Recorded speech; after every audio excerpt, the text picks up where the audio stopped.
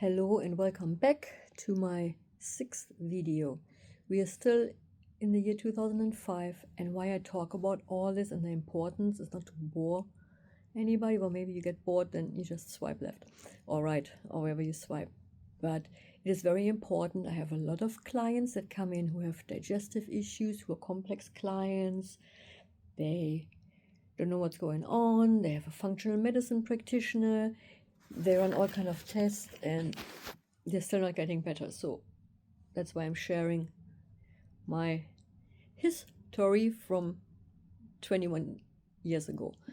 So the last video ended by me meeting the new doctor, put me on sick leave, and I felt, yay, finally someone who understands what's going on. So this video is about let the hard work begin, or what I thought, okay, there's a light at the end of the tunnel, which actually there wasn't. But Rome wasn't built in a day. I can talk about it now, but back then I thought, okay, I'll be fine eventually.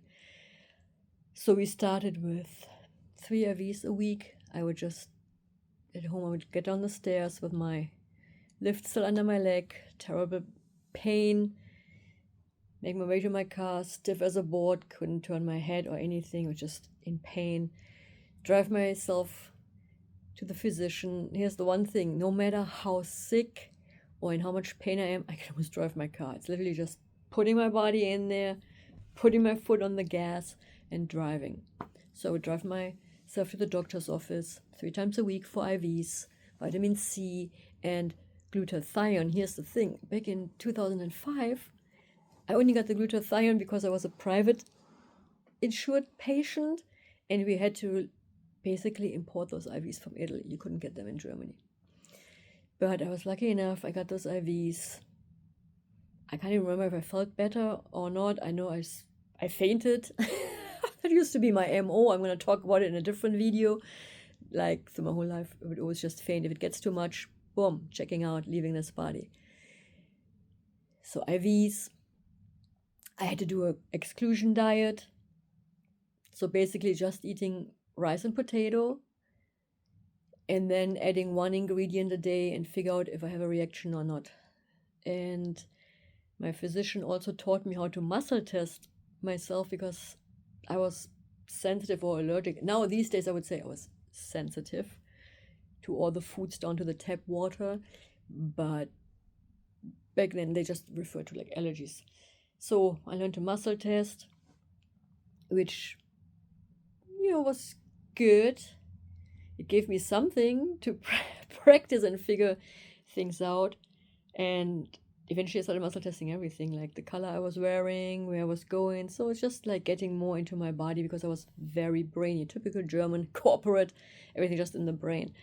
So that helped me pay a little bit more attention to my body and what was going on, even though I guess everybody who's in chronic pain just doesn't want to feel the pain anymore. So we detach more and more from our bodies. I'm going to talk about that also in another video, most likely when I talk about the work that I'm practicing. But we're not there yet. We're still in 2005. We also ran an allergy test. The funny thing is the results, I was only allergic to horses and I hadn't been on a horse in like a long time. So that was crazy. But it also taught me a lot, and I see that with my clients these days. They're like, I have no allergies. They run allergy tests, but in the end, it's not about the allergy test. It's about the sensitivity test. What is causing the chronic inflammation? Because I still had the chronic inflammation. I was just miserable. Anyway, so that was probably sometime around April, May 2005. I had met the doctor. We were working on something. I was still on sick leave. And yeah, so the next video is going to be about me dealing with health insurance and social security in Germany, because everybody always thinks, Germany has such a great medical system, everybody has health care and everybody's taken care of. Yeah, not really.